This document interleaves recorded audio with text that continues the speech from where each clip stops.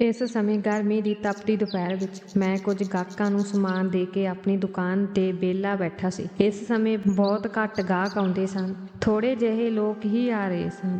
ਜਦੋਂ ਮੈਂ ਘੜੀ ਤੇ ਸਮਾਂ ਦੇਖਿਆ ਤਾਂ ਦੁਪਹਿਰ ਦੇ 2:30 ਵੱਜ ਚੁੱਕੇ ਸਨ ਅਤੇ ਹੁਣ ਮੈਨੂੰ ਵੀ ਬਹੁਤ ਭੁੱਖ ਲੱਗੀ ਹੋਈ ਸੀ। ਘਰ ਜਾ ਕੇ ਖਾਣ ਪੀਣ ਦਾ ਸਵਾਲ ਹੀ ਪੈਦਾ ਨਹੀਂ ਹੁੰਦਾ ਸੀ, ਕਿਉਂਕਿ ਘਰ ਦੇ ਨਾਂ ਤੇ ਮੇਰਾ ਇੱਕ ਹੀ ਘਰ ਸੀ, ਜਿਸ ਵਿੱਚ ਰਹਿਣ ਵਾਲੇ ਲੋਕਾਂ ਨੂੰ ਮੇਰੇ ਖਾਣ ਪੀਣ ਜਾਂ ਆਰਾਮ ਦੀ ਕੋਈ ਚਿੰਤਾ ਨਹੀਂ ਸੀ। ਉਹਨਾਂ ਨੂੰ ਸਿਰਫ ਉਹਨਾਂ ਪੈਸਿਆਂ ਦੀ ਹੀ ਚਿੰਤਾ ਸੀ ਜੋ ਮੈਂ ਆਪਣੇ ਕੰਮ ਤੋਂ ਲਿਆਉਂਦਾ ਸੀ, ਅਤੇ ਜੇ ਉਹਨਾਂ ਨੂੰ ਪਤਾ ਲੱਗਦਾ ਕਿ ਮੈਂ ਦੁਕਾਨ ਬੰਦ ਕਰਕੇ ਖਾਣਾ ਖਾਣ ਆਇਆ ਹਾਂ ਤਾਂ ਉਹ ਤਬਾਹੀ ਮਚਾ ਦਿੰਦੇ। ਇਸ ਲਈ ਮੈਂ ਉੱਠ ਕੇ ਦੁਕਾਨ ਬੰਦ ਕਰਕੇ ਕਿਸੇ ਹੋਟਲ ਤੋਂ ਖਾਣਾ ਲੈ ਕੇ ਆਉਣ ਲੱਗਾ।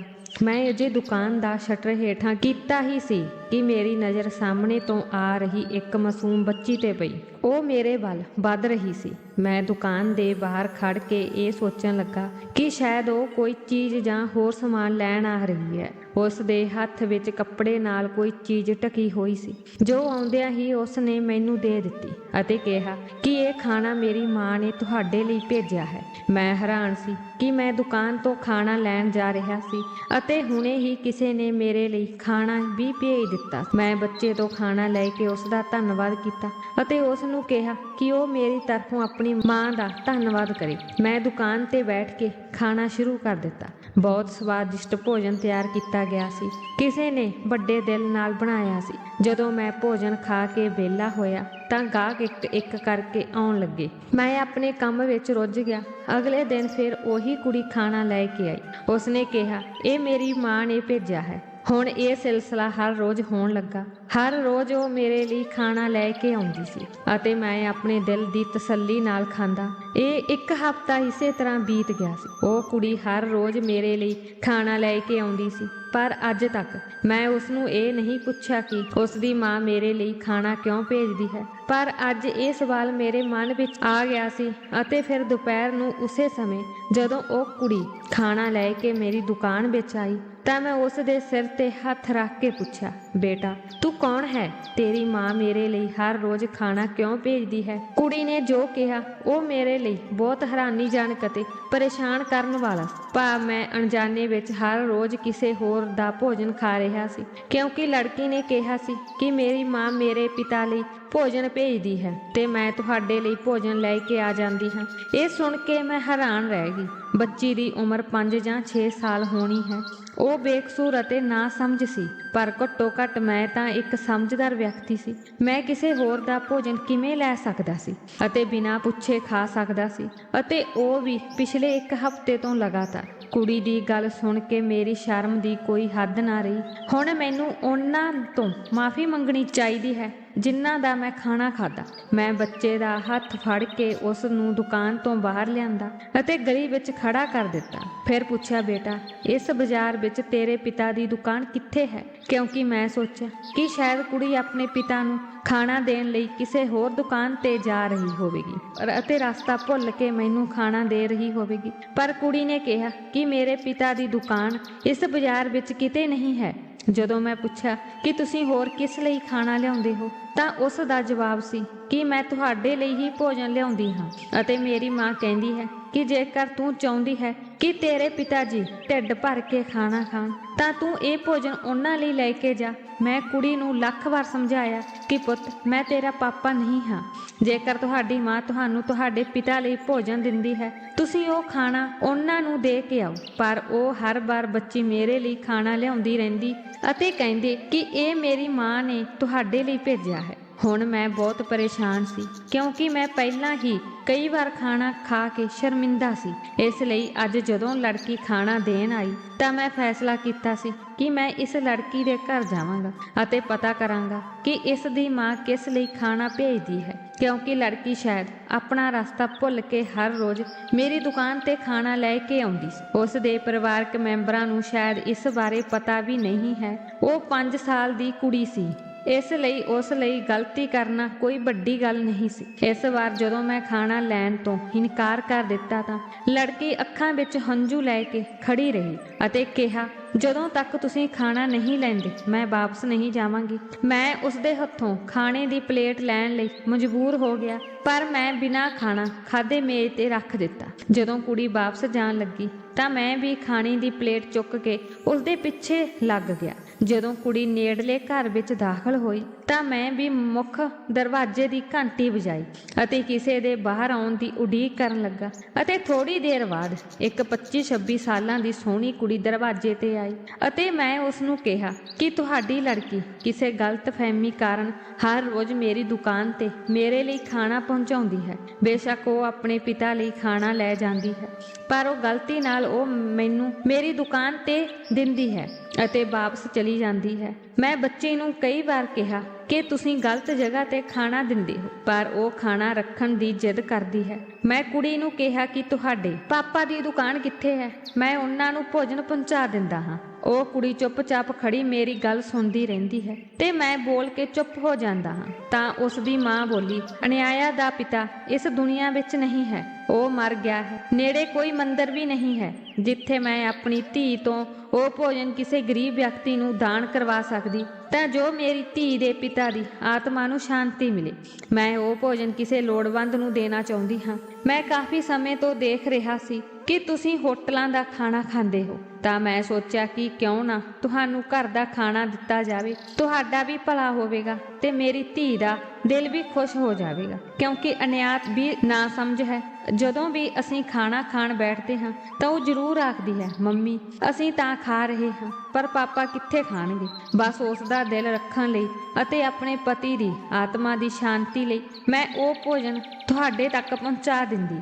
ਜਦੋਂ ਮੈਂ ਸੁਣਿਆ ਕਿ ਬੱਚੀ ਯਤੀਮ ਹੈ ਤਾਂ ਮੈਨੂੰ ਬਹੁਤ ਅਫਸੋਸ ਹੋਇਆ। ਮੈਂ ਚੁੱਪਚਾਪ ਵਾਪਸ ਆ ਗਿਆ। ਮੈਂ ਆਪਣੀ ਦੁਕਾਨ ਤੇ ਆ ਕੇ ਬੈਠ ਗਿਆ, ਪਰ ਮੈਂ ਉਸ ਕੁੜੀ ਅਤੇ ਉਸ ਦੀ ਮਾਂ ਦਾ ਖਿਆਲ ਆਪਣੇ ਮਨ ਵਿੱਚੋਂ ਨਹੀਂ ਕੱਢ ਸਕਿਆ। ਕੌਣ ਜਾਣਦਾ ਹੈ ਕਿ ਉਸ ਦੇ ਪਤੀ ਨੂੰ ਕੀ ਹੋਇਆ ਸੀ। ਜਵਾਨੀ ਵਿੱਚ ਹੀ ਉਹ ਵਿਧਵਾ ਹੋ ਗਈ ਸੀ। ਇਹਨਾਂ ਸੋਚਾਂ ਵਿੱਚ ਹੀ ਮੇਰਾ ਪੂਰਾ ਦਿਨ ਬੀਤ ਗਿਆ ਸੀ। ਦੁਕਾਨ ਤੇ ਕੰਮ ਵਿੱਚ ਵੀ ਮੇਰਾ ਮਨ ਨਹੀਂ ਲੱਗ ਰਿਹਾ ਸੀ, ਇਸ ਲਈ ਮੈਂ ਜਲਦੀ ਦੁਕਾਨ ਬੰਦ ਕਰਕੇ ਘਰ ਆ ਗਿਆ। ਘਰ ਪਹੁੰਚ ਕੇ ਵੀ ਮੈਂ ਅਜੇ ਆਪਣੇ ਕਮਰੇ ਵਿੱਚ ਹੀ ਪਹੁੰਚਿਆ ਸੀ ਕਿ ਮੇਰੀ ਮਤਰੇਈ ਮਾਂ ਨੇ ਮੈਨੂੰ ਦੇਖਿਆ ਅਤੇ ਜਲਦੀ ਘਰ ਆਉਣ ਦਾ ਕਾਰਨ ਪੁੱਛਿਆ। ਮੈਂ ਕਿਹਾ ਕਿ ਅੱਜ ਮੇਰੀ ਤਬੀਅਤ ਠੀਕ ਨਹੀਂ ਸੀ, ਇਸ ਲਈ ਮੈਂ ਦੁਕਾਨ ਜਲਦੀ ਬੰਦ ਕਰ ਦਿੱਤੀ। ਉਸਨੇ ਮੇਰੇ ਕੋਲੋਂ ਪੈਸੇ ਲਏ ਅਤੇ ਗਿਣ ਕੇ ਆਪਣੇ ਕੋਲ ਰੱਖ ਲਏ। ਇਹ ਮੇਰੀ ਜ਼ਿੰਦਗੀ ਦਾ ਨਿੱਤ ਦਾ ਰੂਟੀਨ ਸੀ। ਮੈਂ ਸਵੇਰੇ ਉੱਠ ਕੇ ਦੁਕਾਨ ਤੇ ਜਾ ਕੇ ਪੂਰੇ ਦਿਨ ਦੀ ਕਮਾਈ ਲਿਆ ਕੇ ਆਪਣੀ ਮਤਰੇਈ ਮਾਂ ਨੂੰ ਸੌਂਪ ਦਿੰਦਾ। ਇਸ ਘਰ ਦਾ ਇਕਲੌਤਾ ਕਮਾਉਣ ਵਾਲਾ ਮੈਂਬਰ ਮੈਂ ਹੀ ਸੀ।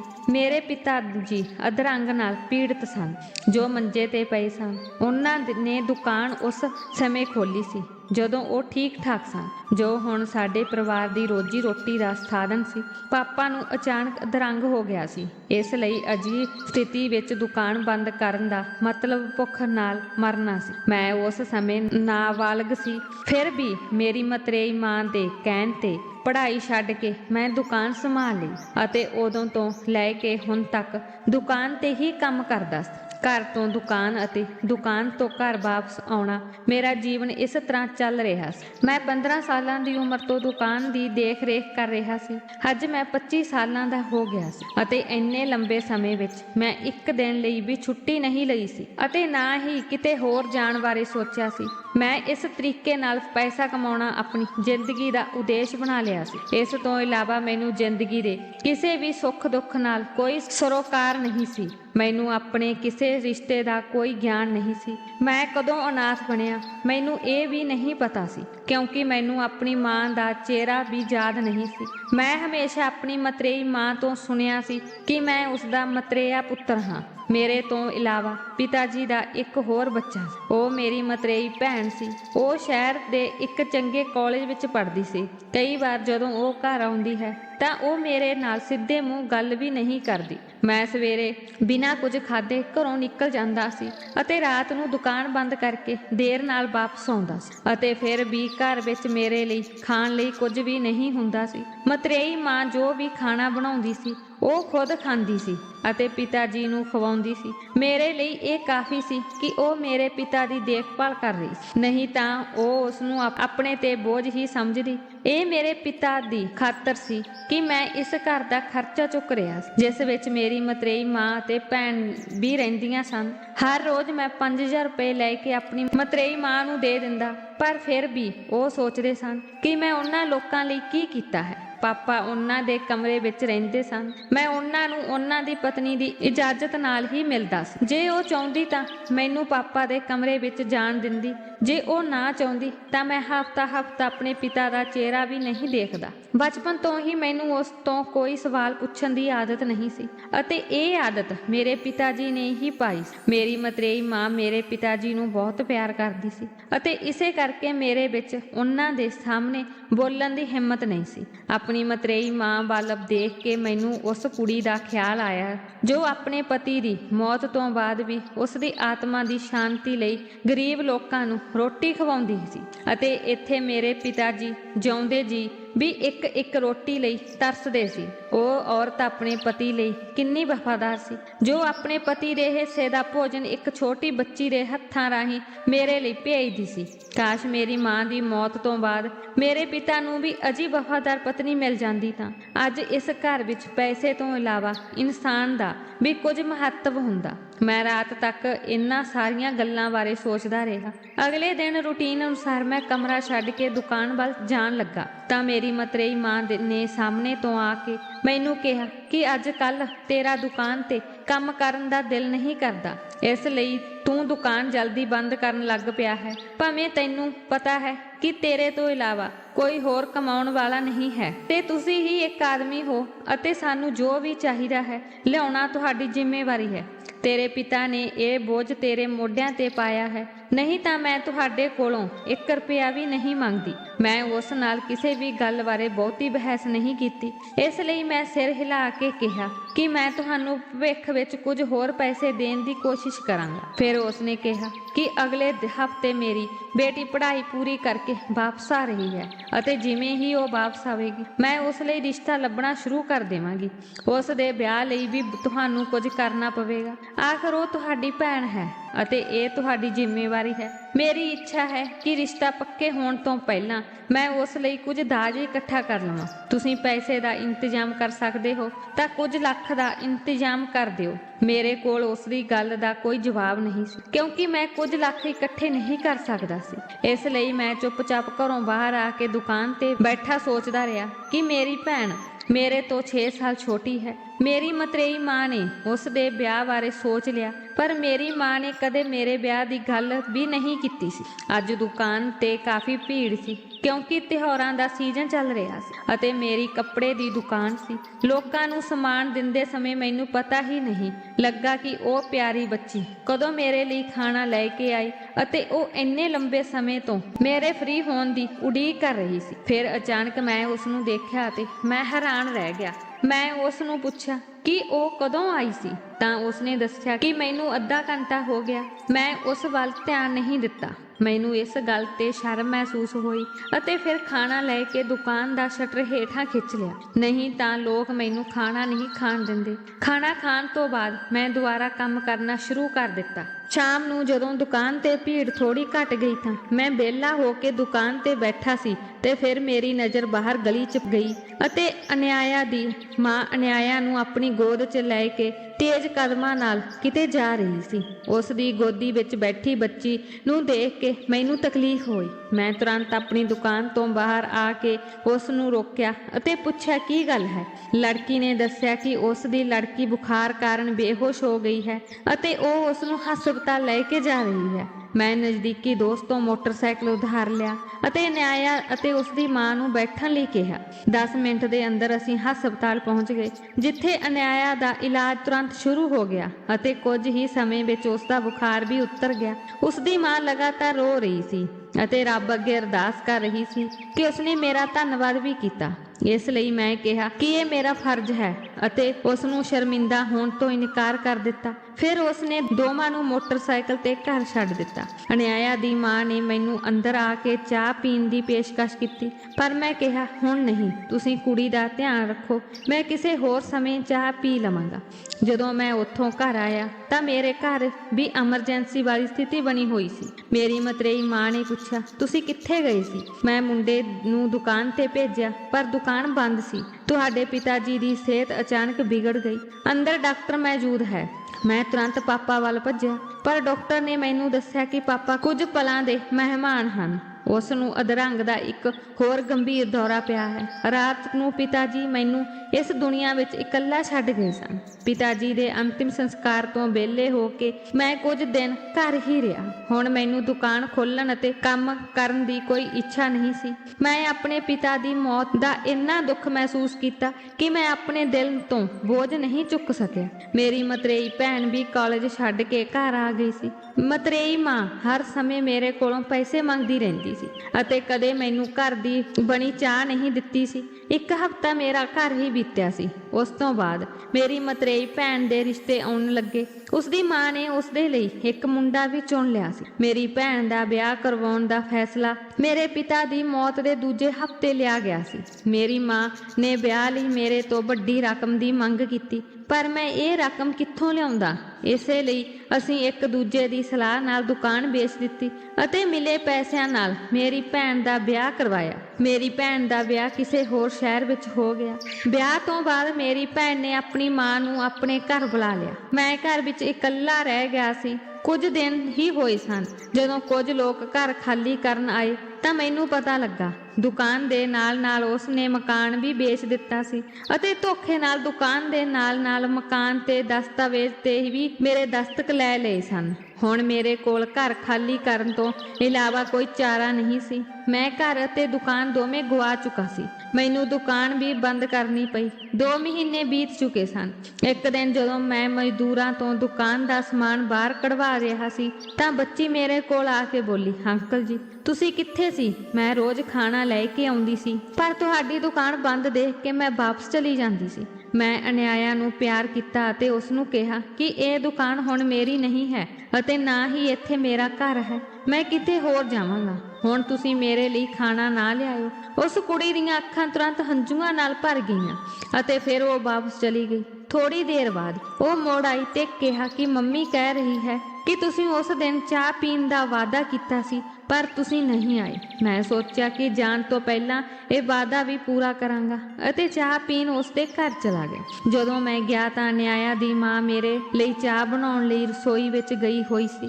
ਗੱਲਬਾਤ ਦੌਰਾਨ ਮੈਂ ਉਸ ਕੁੜੀ ਨੂੰ ਪੁੱਛਿਆ ਕਿ ਤੁਸੀਂ ਕਿਰਾਏ ਤੇ ਰਹਿੰਦੇ ਹੋ? ਅਨਿਆਇਆ ਨੇ ਦੱਸਿਆ ਕਿ ਜਦੋਂ ਮੇਰੇ ਪਿਤਾ ਦੀ ਮੌਤ ਹੋ ਗਈ ਤਾਂ ਪਰਿਵਾਰ ਵਾਲੇ ਮੇਰੀ ਮਾਂ ਨਾਲ ਬਹੁਤ ਲੜਦੇ ਸਨ, ਇਸ ਲਈ ਮੇਰੀ ਮਾਂ ਨੇ ਘਰ ਛੱਡ ਦਿੱਤਾ ਸੀ। ਇਸ ਦੌਰਾਨ ਅਨਿਆਇਆ ਦੀ ਮਾਂ ਚਾਹ ਲੈ ਕੇ ਆ ਗਈ ਅਤੇ ਆਪਣੀ ਧੀ ਨੂੰ ਗੱਲਾਂ ਕਰਦੀ ਦੇਖ ਕੇ ਪੁੱਛਣ ਲੱਗੀ, ਅੰਕਲ ਜੀ ਨਾਲ ਕੀ ਗੱਲ ਹੋ ਰਹੀ ਹੈ? ਅਨਿਆਇਆ ਦੀ ਮਾਂ ਨੇ ਮੇਰਾ ਧੰਨਵਾਦ ਕੀਤਾ। ਮੈਂ ਉਸ ਦਿਨ ਉਸ ਦੀ ਮਦਦ ਕੀਤੀ, ਪਰ ਮੈਂ ਕਿਹਾ ਕਿ ਤੁਸੀਂ ਹਰ ਰੋਜ਼ ਮੇਰੇ ਲਈ ਖਾਣਾ ਭੇਜਦੇ ਸੀ। ਮੈਂ ਇਸ ਲਈ ਤੁਹਾਡਾ ਧੰਨਵਾਦ ਕਰਨਾ ਚਾਹੁੰਦਾ ਹਾਂ। ਉਸ ਨੇ ਕਿਹਾ ਕਿ ਉਹ ਭੋਜਨ ਭੇਜਣ ਦਾ ਮੇਰਾ ਮਕਸਦ ਸਿਰਫ ਆਪਣੇ ਮਰੇ ਹੋਏ ਪਤੀ ਨੂੰ ਪੁੰਨ ਦੇਣਾ ਸੀ। ਇਸ ਵਿੱਚ ਕੋਈ ਅਹਿਸਾਨ ਨਹੀਂ ਸੀ। ਚਾਹ ਪੀਣ ਤੱਕ ਮੈਂ ਉਸ ਨੂੰ ਦੱਸ ਦਿੱਤਾ ਸੀ ਕਿ ਮੇਰਾ ਘਰ ਵਿਕ ਗਿਆ ਹੈ ਅਤੇ ਇਸ ਲਈ ਮੈਂ ਇਹ ਇਲਾਕਾ ਛੱਡਣ ਜਾ ਰਿਹਾ ਹਾਂ। ਮੈਂ ਉਸ ਨੂੰ ਆਪਣੀ ਜ਼ਿੰਦਗੀ ਦੀ ਕਹਾਣੀ ਵੀ ਸੁਣਾ ਦਿੱਤੀ ਸੀ, ਪਰ ਆਪਣੀ ਕਹਾਣੀ ਸੁਣਾਉਣ ਤੋਂ ਬਾਅਦ ਮੈਂ ਆਪਣੇ ਆਪ ਨੂੰ ਰੋਕ ਨਹੀਂ ਸਕਿਆ। ਇਕੱਲੀ ਔਰਤ ਹੁੰਦੇ ਹੋਏ ਵੀ ਕਿਸੇ ਅਣਜਾਣ ਇਲਾਕੇ ਵਿੱਚ ਆ ਕੇ ਬਸਣ ਦੀ ਬਜਾਏ ਪੁੱਛਣਾ ਚਾਹੁੰਦਾ ਸੀ। ਇਸੇ ਲਈ ਮੈਂ ਇਹ ਸਵਾਲ ਪੁੱਛਿਆ। ਫਿਰ ਉਸਨੇ ਦੱਸਿਆ ਕਿ ਇਹ ਕਹਾਣੀ ਬਹੁਤ ਲੰਬੀ ਹੈ, ਜੇ ਤੁਹਾਡੇ ਕੋਲ ਸਮਾਂ ਹੈ ਤਾਂ ਸੁਣੋ। ਮੈਂ ਕਿਹਾ ਦੱਸੋ। ਉਸਨੇ ਕਿਹਾ ਮੈਂ ਵੀ ਤੁਹਾਡੇ ਵਾਂਗ ਸਮੇਂ ਤੋਂ ਦੁਖੀ ਹਾਂ। ਮੇਰਾ ਨਾਮ ਸੁਮਨ ਹੈ। ਮੈਂ ਉਸ ਸਮੇਂ ਸਿਰਫ 7 ਸਾਲ ਦੀ ਸੀ ਜਦੋਂ ਮੇਰੇ ਮਾਤਾ ਪਿਤਾ ਦੀ ਮੌਤ ਹੋ ਗਈ ਅਤੇ ਦੋਵੇਂ ਇੱਕ ਦੁਰਘਟਨਾ ਵਿੱਚ ਆਪਣੀ ਜਾਨ ਗਵਾ ਕੇ ਮੈਨੂੰ ਇਸ ਬੇਰਹਿਮੀ ਸੰਸਾਰ ਦੇ ਜ਼ੁਲਮ ਸਹਿਣ ਲਈ ਛੱਡ ਗਏ। ਮੇਰੇ ਚਾਚੇ ਨੇ ਮੇਰੇ ਪਾਲਣ ਪੋਸ਼ਣ ਦੀ ਜ਼ਿੰਮੇਵਾਰੀ ਲਈ ਸੀ, ਪਰ ਮੈਂ ਉਹਨਾਂ ਕੋਲ ਸਿਰਫ 2 ਮਹੀਨੇ ਹੀ ਰਹਿ ਸਕੀ ਕਿਉਂਕਿ ਮੇਰੀ ਚਾਚੀ ਮੇਰੇ ਤੋਂ ਛੋਟੀ ਉਮਰ ਵਿੱਚ ਹੀ ਘਰ ਦਾ ਸਾਰਾ ਕੰਮ ਕਰਵਾਉਂਦੀ ਸੀ ਅਤੇ ਮੈਨੂੰ ਬਹੁਤ ਕੁੱਟਦੀ ਸੀ। ਇੱਕ ਦਿਨ ਜਦੋਂ ਮੈਂ ਆਪਣੀ ਚਾਚੀ ਦੀ ਕੁੱਟਮਾਰ ਕਾਰਨ ਬੇਹੋਸ਼ ਹੋ ਗਈ ਤਾਂ ਇਹ ਖਬਰ ਮੇਰੇ ਮਾਮੇ ਤੱਕ ਪਹੁੰਚ ਗਈ। ਮੇਰੀ ਮਾਤਾ ਜੀ ਦੇ ਮੇਰੇ ਮਾਮੇ ਨਾਲ ਬਹੁਤ ਚੰਗੀ ਸੀ, ਭੈਣ ਭਰਾਵਾਂ ਵਿੱਚ ਬਹੁਤ ਪਿਆਰ ਸੀ। ਇਸੇ ਕਰਕੇ ਮੇਰੇ ਮਾਮਾ ਜੀ ਨੇ ਮੇਰੇ ਤੇ ਤਰਸ ਖਾਦਾ ਅਤੇ ਮੈਨੂੰ ਆਪਣੇ ਨਾਲ ਲੈ ਆਏ। ਮੇਰੇ ਮਾਮੇ ਦੇ ਘਰ ਆ ਕੇ ਕੁਝ ਦਿਨ ਸ਼ਾਂਤੀ ਨਾਲ ਬੀਤ ਗਏ ਸਨ। ਜਦੋਂ ਮੇਰੀ ਮਾਮੀ ਨੇ ਵੀ ਮੇਰੀ ਚਾਚੀ ਵਾਂਗ ਹੀ ਰੰਗ ਦਿਖਾਉਣੇ ਸ਼ੁਰੂ ਕਰ ਦਿੱਤੇ। ਜਦੋਂ ਮੈਂ 10 ਸਾਲ ਦੀ ਸੀ, ਮੈਂ ਸਾਰੇ ਕੰਮ ਕਰਨਾ ਸਿੱਖ ਲਿਆ ਸੀ। 10 ਤੋਂ 12 ਸਾਲ ਦੀ ਉਮਰ ਤੱਕ ਖਾਣਾ ਬਣਾਉਣ ਤੋਂ ਲੈ ਕੇ ਕੱਪੜੇ, ਭਾਂਡੇ, ਝਾੜੂ ਆਦਿ ਸਭ ਕੁਝ ਕਰਨਾ ਸਿੱਖ ਲਿਆ ਸੀ। ਹੌਲੀ ਹੌਲੀ ਮਾਮੇ ਨੂੰ ਵੀ ਮੇਰੇ ਕੰਮ ਕਰਨ ਤੇ ਕੋਈ ਇਤਰਾਜ਼ ਨਹੀਂ ਰਿਹਾ। ਮਾਮੀ ਨੇ ਦੱਸਿਆ ਕਿ ਇਸ ਉਮਰ ਵਿੱਚ ਕੁੜੀਆਂ ਨੂੰ ਘਰ ਦਾ ਕੰਮ ਸਿਖਾਉਣ ਲਈ ਇਹ ਸਭ ਕਰਨਾ ਪੈਂਦਾ ਹੈ। ਜਦੋਂ ਮੈਂ 12 ਦੀ ਸੀ ਤਾਂ ਮੇਰੇ ਮਾਮੇ ਦੇ ਵੱਡੇ ਲੜਕੇ ਦੇ ਰਿਸ਼ਤੇ ਦੀ ਗੱਲ ਚੱਲ ਰਹੀ ਸੀ। ਜਦੋਂ ਲੜਕੀ ਦਾ ਪਰਿਵਾਰ ਨੀਰਜ ਭਰਾ ਨੂੰ ਦੇਖਣ ਆਇਆ ਤਾਂ ਨੀਰਜ ਭਰਾ ਦੀ ਸੱਸ ਨੇ ਮੈਨੂੰ ਆਪਣੇ ਪੁੱਤਰ ਲਈ ਪਸੰਦ ਕਰ ਲਿਆ। ਹਾਲਾਂਕਿ ਮੈਂ ਉਸ ਸਮੇਂ ਸਿਰਫ 12 ਸਾਲ ਦੀ ਸੀ, ਪਰ ਮੇਰੀ ਖੂਬਸੂਰਤੀ ਅਜਿਹੀ ਸੀ ਕਿ ਕੋਈ ਵੀ ਮੈਨੂੰ ਦੇਖ ਕੇ ਦੰਗ ਰਹਿ ਜਾਂਦਾ ਅਤੇ ਮੇਰੀ ਖੂਬਸੂਰਤੀ ਦੇਖ ਕੇ ਉਹਨਾਂ ਨੇ ਮੈਨੂੰ ਆਪਣੇ ਬੇਟੇ ਨੈਤਿਕ ਲਈ ਪਸੰਦ ਕਰ ਲਿਆ। ਹਾਲਾਂਕਿ ਉਸ ਸਮੇਂ ਨੈਤਿਕ ਦੀ ਉਮਰ ਵੀ ਜ਼ਿਆਦਾ ਨਹੀਂ ਸੀ, ਉਹ ਸਿਰਫ 16 ਸਾਲਾਂ ਦਾ ਸੀ। ਮੁੰਡੇ ਦੇ ਘਰਦਿਆਂ ਨੇ ਮੇਰਾ ਹੱਥ ਮੰਗਿਆ ਅਤੇ ਮੇਰੀ ਵੀ ਆਪਣੇ ਮਾਮੀ ਦੇ ਵੱਡੇ ਲੜਕੇ ਨਾਲ ਉਸ ਘਰ ਵਿੱਚ ਮੰਗਣੀ ਹੋ ਗਈ। ਪਰ ਨੀਰਜ ਭਾਈ ਵਿਆਹ ਦੀ ਉਮਰ ਦੇ ਸਨ, ਇਸ ਲਈ ਉਹਨਾਂ ਦੇ ਵਿਆਹ ਦੀ ਤਰੀਕ ਵੀ ਜਲਦੀ ਤੈਅ ਹੋ ਗਈ ਅਤੇ ਮੈਂ ਛੋਟੀ ਸੀ ਅਤੇ ਨੈਤਿਕ ਵੀ ਛੋਟਾ ਸੀ। ਇਸ ਲਈ ਸਾਡਾ ਵਿਆਹ ਕੁਝ ਸਾਲ ਬਾਅਦ ਹੋਣਾ ਸੀ। ਮੇਰਾ ਸਹੁਰਾ ਘਰ ਬਹੁਤ ਚੰਗਾ ਸੀ, ਇਸੇ ਲਈ ਮੈਨੂੰ ਵੀ ਥੋੜਾ ਬਹੁਤਾ ਪਿਆਰ ਮਿਲਦਾ ਸੀ। ਮੇਰੀ ਨੰਦ ਜੋ ਮੇਰੀ ਮਾਮੀ ਦੀ ਨੂੰਹ ਸੀ, ਮੈਂ ਉਸ ਨੂੰ ਭਾਬੀ ਕਹਿ ਕੇ ਬੁਲਾਉਂਦੀ ਸੀ। ਉਹ ਵੀ ਮੇਰੇ ਨਾਲ ਬਹੁਤ ਚੰਗੀ ਸੀ। ਜਦੋਂ ਉਹ ਘਰ ਆਈ ਤਾਂ ਮੇਰੇ ਉੱਤੇ ਕੰਮ ਦਾ ਬੋਝ ਥੋੜਾ ਘਟ ਗਿਆ ਸੀ। ਉਹ ਖੁਦ ਮੇਰੀ ਮਦਦ ਕਰਦੀ ਸੀ, ਜਦੋਂ ਕਿ ਮੇਰੀ ਮਾਮੀ ਨੇ ਉਸ ਨੂੰ ਕਿਹਾ ਵੀ ਸੀ ਕਿ ਸੁਮਨ ਕੰਮ ਕਰਨ ਵਿੱਚ ਬਹੁਤ ਮਾਹਰ ਹੈ, ਆਪਣੇ ਆਪ ਨੂੰ ਪਰੇਸ਼ਾਨ ਨਾ ਕਰੋ। ਪਰ ਭਾਬੀ ਬਹੁਤ ਵਧੀਆ ਸੀ, ਉਹ ਮਾਮੀ ਨੂੰ ਕੁਝ ਵੀ ਨਹੀਂ ਕਹਿੰਦੀ ਸੀ, ਪਰ ਫਿਰ ਵੀ ਮੇਰੀ ਮਦਦ ਕਰਦੀ ਸੀ। ਸਾਡੀ ਜ਼ਿੰਦਗੀ ਇਸ ਤਰ੍ਹਾਂ ਖੁਸ਼ੀ ਨਾਲ ਚੱਲ ਰਹੀ ਸੀ। ਮੇਰੀ ਉਮਰ 17 ਸਾਲ ਹੋ ਗਈ ਸੀ। ਨੈਤਿਕ ਸਾਡੇ ਘਰ ਅਕਸਰ ਆਉਂਦਾ ਰਹਿੰਦਾ ਸੀ ਅਤੇ ਜਦੋਂ ਉਹ ਮੈਨੂੰ ਦੇਖਦਾ ਸੀ ਤਾਂ ਉਸ ਦਾ ਚਿਹਰਾ ਚਮਕ ਜਾਂਦਾ ਸੀ। ਅਸੀਂ ਦੋਵੇਂ ਇੱਕ ਦੂਜੇ ਨੂੰ ਪਸੰਦ ਕਰਨ ਲੱਗ ਪਏ, ਪਰ ਘਰ ਵਿੱਚ ਇੰਨੀ ਆਜ਼ਾਦੀ ਨਹੀਂ ਸੀ ਕਿ ਅਸੀਂ ਇਕੱਠੇ ਬੈਠ ਕੇ ਗੱਲਾਂ ਕਰ ਸਕੀਏ। ਇਸੇ ਲਈ ਅਸੀਂ ਦੋਵੇਂ ਲੁਕ ਛਿਪ ਕੇ ਗੱਲਾਂ ਕਰਦੇ ਰਹਿੰਦੇ ਸੀ, ਜਿਸ ਵਿੱਚ ਭਾਬੀ ਦੀ ਪੂਰੀ ਮਦਦ ਹੁੰਦੀ ਸੀ। ਉਹ ਦਿਨ ਮੇਰੀ ਜ਼ਿੰਦਗੀ ਦੇ ਬਹੁਤ ਸੋਹਣੇ ਦਿਨ ਸਨ। ਉਹ ਜਦੋਂ ਵੀ ਆਉਂਦਾ ਮੇਰੇ ਲਈ ਕੁਝ ਨਾ ਕੁਝ ਲੈ ਕੇ ਆਉਂਦਾ। ਮੇਰੀ ਹੋਣ ਵਾਲੀ ਸੱਸ ਵੀ ਮੈਨੂੰ ਵਧੀਆ ਤੋਹਫੇ ਅਤੇ ਖਾਣ ਪੀਣ ਦੀਆਂ ਚੀਜ਼ਾਂ ਦਿੰਦੀ ਸੀ। ਮੈਨੂੰ ਮੇਰੇ ਸਹੁਰਿਆਂ ਤੋਂ ਬਹੁਤ ਪਿਆਰ ਮਿਲ ਰਿਹਾ ਸੀ, ਪਰ ਕਿਸਮਤ ਮਾੜੀ ਸੀ। ਵਿਆਹ ਦੇ 5-6 ਸਾਲ ਬਾਅਦ ਰੱਬ ਨੇ ਭਾਬੀ ਨੂੰ ਖੁਸ਼ੀਆਂ ਦਿੱਤੀਆਂ ਸਨ ਅਤੇ ਉਸ ਦੀ ਡਿਲੀਵਰੀ ਦੇ ਆਖਰੀ ਦਿਨ ਚੱਲ ਰਹੇ ਸਨ। ਉਹ ਆਪਣੇ ਰੂਟੀਨ ਚੈੱਕਅਪ ਲਈ ਹਸਪਤਾਲ ਜਾ ਰਹੀ ਸੀ ਅਤੇ ਕਾਰ ਵਿੱਚ ਆਪਣੇ ਪਤੀ ਨਾਲ ਹੀ ਮੌਜੂਦ ਸੀ। ਇੱਕ ਭਿਆਨਕ ਹਾਦਸੇ ਵਿੱਚ ਭਰਜਾਈ ਅਤੇ ਭਰਾ ਪੂਰੀ ਤਰ੍ਹਾਂ ਜ਼ਖਮੀ ਹੋ ਗਏ ਤਾਂ ਉਹਨਾਂ ਨੂੰ ਹਸਪਤਾਲ ਲਿਜਾਇਆ ਗਿਆ, ਜਿੱਥੇ ਭਰਜਾਈ ਦਾ ਆਪਰੇਸ਼ਨ ਕੀਤਾ ਗਿਆ। ਬੱਚੀ ਤਾਂ ਬਚ ਗਈ, ਪਰ ਦੁੱਖ ਦੀ ਗੱਲ ਇਹ ਹੈ ਕਿ ਉਹ ਇਸ ਦੁਨੀਆ ਤੋਂ ਚਲੀ ਗਈ। ਮੇਰੀ ਭਾਬੀ ਦੇ ਨਾਲ ਨਾਲ ਉਹ ਮੇਰੀ ਹੋਣ ਵਾਲੀ ਨੰਦ ਵੀ ਸੀ ਅਤੇ ਉਸ ਦਾ ਬੱਚਾ ਪੈਦਾ ਹੁੰਦੇ ਹੀ ਯਤੀਮ ਹੋ ਗਿਆ ਸੀ। ਮੈਨੂੰ ਉਹ ਦਿਨ ਯਾਦ ਆਉਣ ਲੱਗ ਪਏ ਜਦੋਂ ਮੈਂ ਆਪ ਅਨਾਥ ਹੋ ਗਈ ਸੀ। ਇਸ ਲਈ ਮੈਂ ਉਸ ਮਾਸੂਮ ਕੁੜੀ ਨੂੰ ਜੱਫੀ ਪਾ ਲਈ। ਭਾਬੀ ਦੀ ਮੌਤ ਬਾਰੇ ਭਰਾ ਨੂੰ ਕੁਝ ਨਹੀਂ ਪਤਾ ਸੀ, ਕਿਉਂਕਿ ਉਹ ਹਸਪਤਾਲ ਵਿੱਚ ਹੀ ਸੀ ਅਤੇ ਅਜੇ ਵੀ ਬੇਹੋਸ਼ ਸੀ। ਭਰਾ ਦੀਆਂ ਦੋਵੇਂ ਲੱਤਾਂ ਬੁਰੀ ਤਰ੍ਹਾਂ ਜ਼ਖਮੀ ਹੋ ਗਈਆਂ ਸਨ ਅਤੇ ਜਦੋਂ ਤੱਕ ਉਹ ਪੂਰੀ ਤਰ੍ਹਾਂ ਠੀਕ ਨਹੀਂ ਹੋ ਜਾਂਦੇ, ਸਾਰਿਆਂ ਨੇ ਉਸ ਨੂੰ ਭਾਬੀ ਬਾਰੇ ਕੁਝ ਨਾ ਦੱਸਣ ਦਾ ਫੈਸਲਾ ਕੀਤਾ ਅਤੇ ਫਿਰ ਕੁਝ ਦਿਨਾਂ ਬਾਅਦ ਬਹੁਤ ਬੁਰੀ ਖਬਰ ਆਈ ਕਿ ਡਾਕਟਰ ਨੂੰ ਭਰਾ ਦੀ ਇੱਕ ਲੱਤ ਕੱਟਣੀ ਪਈ। ਉਹ ਪੱਕੇ ਤੌਰ ਤੇ ਅਪਾਹਜ ਹੋ ਗਏ ਸੀ। ਇਹ ਸੁਣ ਕੇ ਸਾਡੇ ਘਰ ਵਿੱਚ ਮੌਤ ਨਾਲੋਂ ਵੀ ਵੱਡਾ ਸੋਗ ਸੀ। ਹਾਸੇ ਨਾਲ ਭਰੇ ਘਰ ਵਿੱਚ ਹਰ ਪਾਸੇ ਸਨਾਟਾ ਛਾ ਗਿਆ। ਜੋ ਕੋਈ ਜਿੱਥੇ ਪਿਆ ਹੁੰਦਾ ਉੱਥੇ ਹੀ ਪਿਆ ਰਹਿੰਦਾ। ਨਾ ਕੋਈ ਹੱਸਦਾ ਅਤੇ ਨਾ ਹੀ ਕੋਈ ਬੋਲਦਾ। ਕਿਸੇ ਨੂੰ ਖਾਣ ਪੀਣ ਦਾ ਵੀ ਹੋਸ਼ ਨਹੀਂ ਸੀ। ਮੈਂ ਹਰ ਸਮੇਂ ਉਸ ਮਾਸੂਮ ਬੱਚੇ ਨੂੰ ਆਪਣੀ ਗੋਦ ਵਿੱਚ ਚੁੱਕ ਕੇ ਫਿਰਦੀ ਰਹਿੰਦੀ ਅਤੇ ਇਹ ਵੇਖ ਕੇ ਪਤਾ ਨਹੀਂ ਕਦੋਂ ਮੇਰੀ ਮਾਮੀ ਦੇ ਦਿਲ ਵਿੱਚ ਇਹ ਖਿਆਲ ਆਇਆ ਕਿ ਉਹ ਮੇਰੀ ਮੰਗਣੀ ਤੋੜ ਕੇ ਮੈਨੂੰ ਇਸ ਘਰ ਵਿੱਚ ਸਦਾ ਲਈ ਰੱਖ ਲਵੇ, ਤਾਂ ਜੋ ਮੈਂ ਉਸ ਦਾ ਅਪਾਹਜ ਪੁੱਤਰ ਅਤੇ ਉਸ ਦੀ ਪੋਤੀ ਦੀ ਦੇਖ ਭਾਲ ਕਰਦੀ ਰਹਾਂ, ਕਿਉਂਕਿ ਲੜਕੀ ਮੇਰੇ ਬਹੁਤ ਨੇੜੇ ਹੋ ਗਈ ਸੀ। ਪਰ ਮੈਂ ਨੈਤਿਕ ਨੂੰ ਬਹੁਤ ਪਿਆਰ ਕਰਦੀ ਸੀ। ਇਹ ਸੁਣ ਕੇ ਮੈਂ ਬਹੁਤ ਰੋਈ। ਮੇਰੇ ਮਾਮੇ ਨੂੰ ਮੇਰੇ ਤੇ ਤਰਸ ਆਇਆ, ਪਰ ਮੇਰੀ ਮਾਮੀ ਨੇ ਆਪਣੇ ਪਤੀ ਦੀ ਗੱਲ ਨਹੀਂ ਸੁਣੀ ਅਤੇ ਮੇਰੇ ਸਹੁਰਿਆਂ ਨੂੰ ਸਾਫ਼-ਸਾਫ਼ ਕਹਿ ਦਿੱਤਾ ਕਿ ਅਸੀਂ ਇਹ ਰਿਸ਼ਤਾ ਖਤਮ ਕਰਦੇ ਹਾਂ, ਤਾਂ ਉਹ ਗੁੱਸੇ ਹੋ ਕੇ ਚਲੇ ਗਏ ਸੀ। ਫਿਰ ਇੱਕ ਦਿਨ ਮਾਮੇ ਨੇ ਮੈਨੂੰ ਬੁਲਾਇਆ ਅਤੇ ਕਿਹਾ, ਸੁਮਨ, ਕੀ ਤੂੰ ਆਪਣੇ ਮੰਗੇਤਰ ਨਾਲ ਵਿਆਹ ਕਰਨਾ ਚਾਹੁੰਦੀ ਹੈ? ਮੈਂ ਹਾਂ ਵਿੱਚ ਸਿਰ ਹਿਲਾਇਆ। ਇਸ ਲਈ ਮਾਮੇ ਨੇ ਤੁਰੰਤ ਨੈਤਿਕ ਨੂੰ ਬੁਲਾਇਆ ਅਤੇ ਇੱਕ ਮੰਦਰ ਵਿੱਚ ਸਾਡਾ ਦੋਵਾਂ ਦਾ ਵਿਆਹ ਕਰਵਾ ਦਿੱਤਾ ਅਤੇ ਫਿਰ ਗੁਪਤ ਰੂਪ ਵਿੱਚ ਉਸ ਨਾਲ ਮੈਨੂੰ ਵਿਦਾ ਕਰ ਦਿੱਤਾ। ਮੇਰੀ ਮਾਮੀ ਅਤੇ ਉਸ ਦੇ ਪੁੱਤਰ ਨੂੰ ਇਸ ਗੱਲ ਦਾ ਪਤਾ ਵੀ ਨਹੀਂ ਸੀ ਅਤੇ ਉਹ ਦੋਵੇਂ ਸੋਚਦੇ ਸਨ ਕਿ ਮੈਂ ਘਰੋਂ ਭੱਜ ਗਈ ਹਾਂ। ਮੈਨੂੰ ਆਪਣੀ ਭਾਬੀ ਦੀ ਮਾਸੂਮ ਧੀ ਨੂੰ ਪਿੱਛੇ ਛੱਡਣਾ ਚੰਗਾ ਨਹੀਂ ਲੱਗਦਾ ਸੀ, ਪਰ ਮਾਮੇ ਨੇ ਮੈਨੂੰ ਭਰੋਸਾ ਦਿੱਤਾ ਸੀ, ਅਸੀਂ ਇਸ ਬੱਚੀ ਦੀ ਚੰਗੀ ਤਰ੍ਹਾਂ ਦੇਖਭਾਲ ਕਰਾਂਗੇ। ਇਸੇ ਲਈ ਮੈਂ ਉੱਥੇ ਸਦਾ ਲਈ ਦੂਰ ਚਲੀ ਗਈ। ਪਰ ਇਸ ਤਰ੍ਹਾਂ ਲੁਕ ਛਿਪ ਕੇ ਵਿਆਹ ਕਰਨ ਤੋਂ ਬਾਅਦ ਮੈਨੂੰ ਸਹੁਰਿਆਂ ਤੋਂ ਉਹ ਪਿਆਰ ਤੇ ਸਤਿਕਾਰ ਨਹੀਂ ਮਿਲ ਸਕਿਆ ਜੋ ਇੱਕ ਬਹੂ ਨੂੰ ਮਿਲਦਾ ਹੈ। ਜਦੋਂ ਤੱਕ ਨੈਤਿਕ ਜਿੰਦਾ ਸੀ, ਮੈਂ ਆਪਣੇ ਸਹੁਰੇ ਘਰ ਰਹਿੰਦੀ ਸੀ। ਮੇਰਾ ਪਤੀ ਸਿਪਾਹੀ ਸੀ ਤੇ ਜੋ ਆਪਣੀ ਡਿਊਟੀ ਲਈ ਅਕਸਰ ਘਰੋਂ ਬਾਹਰ ਰਹਿੰਦਾ ਸੀ ਅਤੇ ਮੈਂ ਸਹੁਰਿਆਂ ਤੋਂ ਹਰ ਤਰ੍ਹਾਂ ਦੀਆਂ ਗੱਲਾਂ ਸੁਣਦੀ ਰਹਿੰਦੀ ਸੀ। ਨੈਤਿਕ ਨੂੰ ਡਿਊਟੀ ਤੇ ਗਏ ਨੂੰ ਮਹੀਨਾ ਬੀਤ ਗਿਆ ਸੀ। ਜਲਦੀ ਹੀ ਉਹ ਛੁੱਟੀ ਲੈ ਕੇ ਘਰ ਪਰਤਣ ਵਾਲਾ ਸੀ, ਪਰ ਉਸ ਦੇ ਆਉਣ ਤੋਂ ਇੱਕ ਦਿਨ ਪਹਿਲਾਂ ਹੀ ਖਬਰ ਆ ਗਈ ਕਿ ਉਹ ਸ਼ਹੀਦ ਹੋ ਗਿਆ ਹੈ। ਇਹ ਖਬਰ ਸੁਣਦੇ ਸਾਰ ਮੇਰੀ ਸੱਸ ਨੇ ਮੈਨੂੰ ਕੋਸਣਾ ਸ਼ੁਰੂ ਕਰ ਦਿੱਤਾ ਅਤੇ ਕਿਹਾ ਕਿ ਉਹ ਮਨਹੂਸ ਹੈ ਜਿਸ ਨਾਲ ਵਿਆਹ ਕਰਕੇ ਮੇਰਾ ਪੁੱਤਰ ਮਾਰਿਆ ਹੈ। ਇਹ ਸਭ ਉਸ ਮਾਸੂਮ ਬੱਚੀ ਦਾ ਸਰਾਪ ਹੈ ਜਿਸ ਨੂੰ ਤੁਸੀਂ ਪਿੱਛੇ ਛੱਡ ਕੇ ਆਏ ਹੋ। ਮੇਰੇ ਪਤੀ ਦੀ ਮੌਤ ਦਾ ਸਦਮਾ ਮੇਰੇ ਲਈ ਬਹੁਤ ਵੱਡਾ ਸੀ। ਉਸ ਤੋਂ ਬਾਅਦ ਘਰ ਵਿੱਚ ਨਿੱਤ ਦਾ ਕਲੇਸ਼ ਮੈਨੂੰ ਅੰਦਰੋਂ ਤਬਾਹ ਕਰ ਰਿਹਾ ਸੀ। ਮੇਰੇ ਪਤੀ ਦੀ ਮੌਤ ਤੇ 1 ਮਹੀਨਾ ਬਾਅਦ ਮੈਨੂੰ ਪਤਾ ਲੱਗਾ ਕਿ ਮੈਂ ਮਾਂ ਬਣਨ ਵਾਲੀ ਹਾਂ। ਹੁਣ ਇਸ ਛੋਟੀ ਜਿਹੀ ਜ਼ਿੰਦਗੀ ਦੀ ਜ਼ਿੰਮੇਵਾਰੀ ਵੀ ਮੇਰੇ ਤੇ ਆ ਗਈ। ਇਸ ਲਈ ਮੈਂ ਆਪਣੇ ਆਪ ਤੇ ਕਾਬੂ ਪਾਇਆ। ਮਾਂ ਬਣਨ ਦੇ ਕਾਰਨ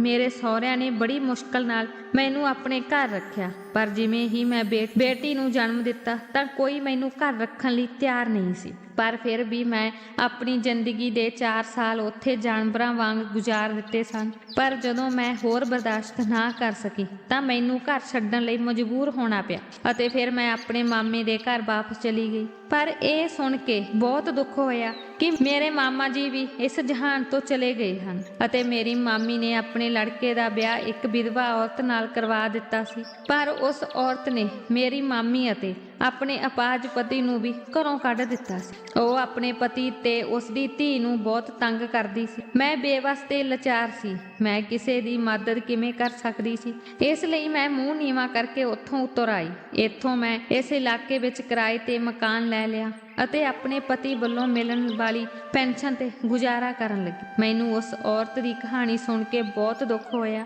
ਉਹ ਮੇਰੇ ਨਾਲੋਂ ਤਾਕਤਵਰ ਸੀ। ਜਦੋਂ ਮੈਂ ਇਜਾਜ਼ਤ ਲੈ ਕੇ ਉੱਥੋਂ ਜਾਣ ਲੱਗਾ ਤਾਂ ਅਨੰਨਿਆ ਮੇਰਾ ਹੱਥ ਫੜ ਕੇ ਮੇਰੇ ਸਾਹਮਣੇ ਖੜੀ ਹੋ ਗਈ। ਉਸਨੇ ਕਿਹਾ, ਅੰਕਲ, ਕਿਤੇ ਨਾ ਜਾਓ, ਤੁਹਾਡੇ ਕੋਲ ਵੀ ਘਰ ਨਹੀਂ ਹੈ, ਤੁਸੀਂ ਸਾਡੇ ਕੋਲ ਰਹੋ ਕਿਰਪਾ ਕਰਕੇ। ਇਸ ਤੇ ਮੈਂ ਸੁਮਨ ਵੱਲ ਦੇਖਿਆ ਜਿਸ ਦੀਆਂ ਅੱਖਾਂ ਵਿੱਚ ਹੰਝੂ ਸਨ। ਸ਼ਾਇਦ ਉਹ ਇਹ ਸੋਚ ਰਹੀ ਹੋਵੇਗੀ, ਕਾਸ਼ ਜੇਕਰ ਉਸ ਦੀ ਬੇਟੀ ਦਾ ਪਿਤਾ ਜਿੰਦਾ ਹੁੰਦਾ ਤਾਂ ਉਸ ਨੂੰ ਕਿਸੇ ਹੋਰ ਤੋਂ ਉਮੀਦ ਰੱਖਣ ਦੀ ਲੋੜ ਨਹੀਂ ਸੀ। ਕੁਝ ਦੇਰ ਸੋਚਣ ਤੋਂ ਬਾਅਦ ਮੈਂ ਸੁਮਨ ਨੂੰ ਵਿਆਹ ਦਾ ਪ੍ਰਸਤਾਵ ਦਿੱਤਾ ਕਿਉਂਕਿ ਉਹ ਅਤੇ ਮੈਂ ਇੱਕੋ ਜਿਹੇ ਸੀ ਅਤੇ ਇੱਕ ਦੂਜੇ ਦੇ ਸਹਾਰੇ ਦੀ ਲੋੜ ਸੀ। ਆਪਣੀ ਧੀ ਵੱਲ ਦੇਖਦੇ ਹੋਏ ਉਸਨੇ ਮੇਰੀ ਪੇਸ਼ਕਸ਼ ਸਵੀਕਾਰ ਕਰ ਲਈ ਅਤੇ ਫਿਰ ਸਾਡੀ ਸੁੰਦਰ ਜ਼ਿੰਦਗੀ ਸ਼ੁਰੂ ਹੋਈ। ਮੈਂ ਤੇ ਸੁਮਨ ਨੇ ਵਿਆਹ ਬੜੀ ਸਾਦਗੀ ਨਾਲ ਕੀਤਾ ਸੀ। ਵਿਆਹ ਵਾਲੀ ਰਾਤ ਜਦੋਂ ਮੈਂ ਕਮਰੇ 'ਚ ਜਾ ਕੇ ਸੁਮਨ ਦਾ ਪਰਦਾ ਚੁੱਕਣ ਲੱਗਾ ਤਾਂ ਮੈਂ ਬਹੁਤ ਹੀ ਸ਼ਰਮਿੰਦਗੀ ਨਾਲ ਸੁਮਨ ਨੂੰ ਕਿਹਾ ਕਿ ਸੁਮਨ, ਮੇਰੇ ਕੋਲ ਮੂੰਹ ਦਿਖਾਈ ਤੇ ਦੇਣ ਲਈ ਕੁਝ ਵੀ ਨਹੀਂ ਹੈ। ਜਿਸ ਤੇ ਸੁਮਨ ਨੇ ਮੇਰਾ ਹੱਥ ਫੜ ਲਿਆ ਅਤੇ ਮੈਨੂੰ ਕਹਿਣ ਲੱਗੀ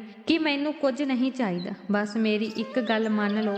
ਮੈਂ ਕਿਹਾ, ਸੁਮਨ, ਮੈਨੂੰ ਦੱਸ, ਤੁਸੀਂ ਜੋ ਵੀ ਕਹੋਗੇ ਮੈਂ ਮੰਨਣ ਨੂੰ ਤਿਆਰ ਹਾਂ। ਸੁਮਨ ਨੇ ਕਿਹਾ ਕਿ ਮੈਂ ਆਪਣੀ ਭਰਜਾਈ ਦੀ ਬੇਟੀ ਨੂੰ ਗੋਦ ਲੈਣਾ ਚਾਹੁੰਦੀ ਹਾਂ ਜਿਸ ਨੂੰ ਮੈਂ ਉਸ ਸਮੇਂ ਮਜਬੂਰੀ 'ਚ ਛੱਡ ਦਿੱਤਾ ਸੀ ਕਿਉਂਕਿ ਉਸ ਦੀ ਮਤਰੇਈ ਮਾਂ ਉਸ ਤੇ ਬਹੁਤ ਤਸੱਦਦ ਕਰਦੀ ਹੋਵੇਗੀ। ਮਤਰੇਈ ਮਾਂ ਕੀ ਹੁੰਦੀ ਹੈ ਮੈਂ ਆਪ ਵੀ ਝੱਲਿਆ ਹੈ ਤੇ ਤੁਸੀਂ ਵੀ। ਸੁਮਨ ਦੀ ਗੱਲ ਮੇਰੇ ਦਿਲ ਨੂੰ ਛੂਹ ਗਈ ਸੀ। ਮੈਂ ਉਸ ਨਾਲ ਵਾਅਦਾ ਕੀਤਾ ਕਿ ਅਸੀਂ ਉਸ ਕੁੜੀ ਨੂੰ ਜ਼ਰੂਰ ਵਾਪਸ ਲਿਆਵਾਂਗੇ ਅਤੇ ਉਸ ਨੂੰ ਚੰਗੀ ਜ਼ਿੰਦਗੀ ਦੇਵਾਂਗੇ। ਮੇਰੀ ਗੱਲ ਸੁਣ ਕੇ ਸੁਮਨ ਮੁਸਕਰਾਈ ਤੇ ਆਪਣਾ ਸਿਰ ਮੇਰੇ ਮੋਢੇ ਤੇ ਰੱਖ ਦਿੱਤਾ। ਮੈਂ ਵੀ ਸਮਝਦਾਰੀ ਨਾਲ ਵਾਅਦਾ ਕੀਤਾ ਕਿ ਸਾਡੀ ਆਉਣ ਵਾਲੀ ਜ਼ਿੰਦਗੀ ਖੁਸ਼ੀਆਂ ਨਾਲ ਭਰੀ ਰਹੇਗੀ। ਮੈਂ ਆਪਣੀ ਪੂਰੀ ਕੋਸ਼ਿਸ਼ ਕਰਾਂਗਾ ਕਿ ਤੁਹਾਨੂੰ ਕਦੇ ਕੋਈ ਪਰੇਸ਼ਾਨੀ ਨਾ ਆਵੇ। ਇਹ ਕਹਿ ਕੇ ਮੈਂ ਸੁਮਨ ਨੂੰ ਬਾਹਾਂ ਵਿੱਚ ਲੈ ਲਿਆ। ਅਗਲੇ ਹੀ ਦਿਨ ਅਸੀਂ ਸੁਮਨ ਦੀ ਭਰਜਾਈ ਦੀ ਧੀ ਨੂੰ ਸੁਮਨ ਦੇ ਮਾਮੇ ਦੇ ਘਰੋਂ ਲੈ ਆਏ। ਉਸ ਦੀ ਮਤਰੇਈ ਮਾਂ ਉਸ ਨੂੰ ਬਹੁਤ ਤੰਗ ਕਰਦੀ ਸੀ। 7 ਸਾਲਾਂ ਦੀ ਮਾਸੂਮ ਬੱਚੀ ਸੁੱਕ ਗਈ ਸੀ। ਸੁਮਨ ਦਾ ਪਿਆਰ ਉਸ ਲਈ ਜਾਗ ਗਿਆ ਸੀ